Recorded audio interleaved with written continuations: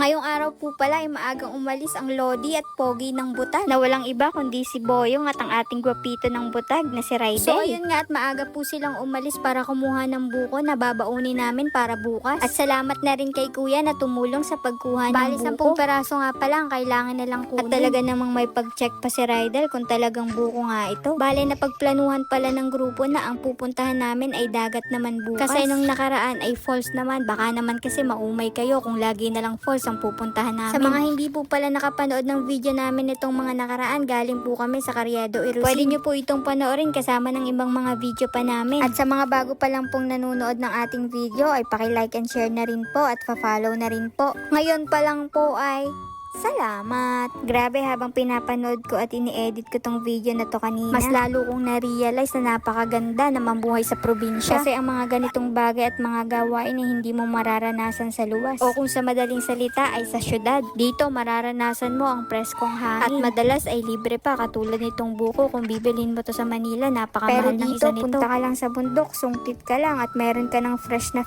buko. Ay, kainaman nga naman yun. Ganon pala yun, no? Nung mga bata pa tayo, gusto natin at pangarap natin makapunta sa Manila. Makasakay sa train, makapunta sa mall, at makapunta sa magagandang lugar. At lalo't higit ay yung makapunta at makapanood sa sinihan. Kaway-kaway sa mga batang 90s dyan. Pero habang tumatanda ka pala, ganitong pamumuhay na ang gusto mo, simple, payapa. At tamang makaraos ka lang sa araw-araw ay okay na. Makakain 3 beses sa isang araw ay laban na. Ayun nga, ang dami ko na naman sinabi at kung saan na naman ako napunta. Ay, ano ba yan? Tapos ayun, naiba sa usapan, ibalik na ulit natin sa eksena ang gwapito at Lodi ng Butag. Na si Yongbo at si Raiden. Sa moment na yan ay medyo matatapos na sila at mapupunaan na nila yung 10 peraso na kailangan natin para bukas. So paano, hanggang dito na lang ulit po at abangan nyo po ang upload namin bukas. Patuloy po sana kayong sumuporta at manood pa ng aming mga video. Like, comment, share na rin po at pa-follow na rin po ng aming page, ang Lagahino Vlogs. So paano po, sana masaya ang araw nyo at huwag kalimutang umite. Bye-bye!